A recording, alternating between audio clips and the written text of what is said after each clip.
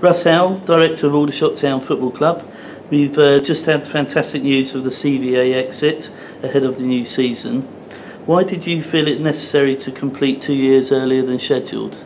Well, yeah, I think it is fantastic news for the club and all associated with the club. Why did we try to get out of the CVA as soon as possible? Well, to be honest, as a club we've been very conscious of being in the CVA administration process. Isn't great. It's badly affected a number of our suppliers, our supporters, something that we haven't enjoyed at all. So we've always made the statement that we wanted to get out of the CVA as soon as we could. In addition to that, the football conference, who we're a member of, and take a fairly dim view of clubs that are not run in a sensible way. So as long as we were in the CVA, we've been unable to get any funding that the conference delivers. So hopefully now that we're out of the CVA and fulfilled, we hope, all the rules of the conference, we will now be eligible for some funding from the football club, for the football conference. Yes, and to deliver a profit in the first year too is very pleasing. Your initial aim was to break even, so how's this been achieved?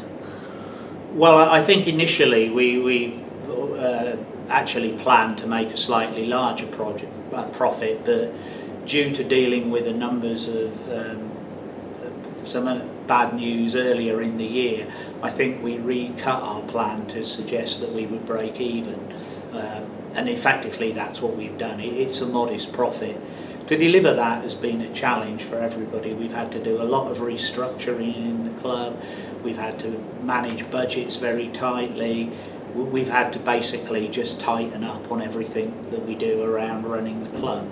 And I think we've done that quite successfully. So everybody involved in the club, I think, feels very happy with the results that we've managed to deliver. And did the bad weather conditions of last season have an effect on that profit? Yeah, the bad weather conditions of last season were shocking. We lost some very key games. I think the New Year's Day game springs to mind.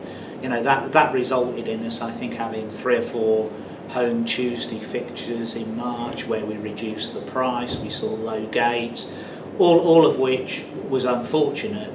You know, the good news, we hope, is that, you know, with some help from our friends in Chelsea, we've now got a new pitch with hopefully much better drainage. So, you know, fingers crossed we're not going to see games cancelled to a waterlogged pitch this year.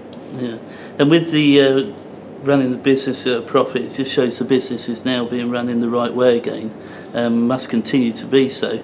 Do you feel the right people and processes are in place to ensure that the club will be stable and prosperous in the future? Oh yeah, I think we feel that we're in a better position now probably than the club's been in for a number of years. We focus quite a lot on, you know, putting process in place, doing things properly. We've got some great staff, all of whom have worked extremely hard over the course of the last 12 months to get us where we are. And in addition to the staff, of course, we need to thank the numerous volunteers without whom, you know, we would find it difficult to survive. So yeah, we were very, very happy with the people involved in the club. And what are your ambitions for the future? How do you see the club progressing? Well, I think we've achieved our first objective, which was frankly, you know, survival both on and off the pitch last season. We've put together a very solid financial performance.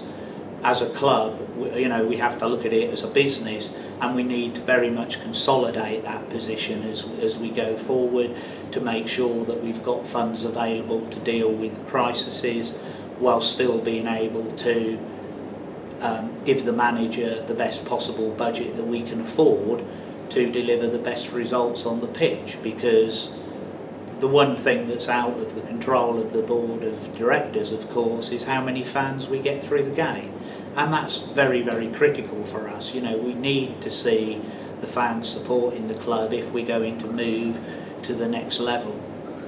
And in 9 days' time, we've got the first league game of the season. How much are you looking forward to that?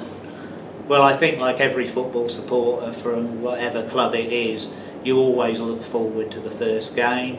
You know, you've got a season in front of you where you've got to believe that anything's possible, and you know, at Aldershot we're no different. We know the manager and the team are really up for it, and frankly I think we're all very excited for what we hope to be a very positive season. Thank you.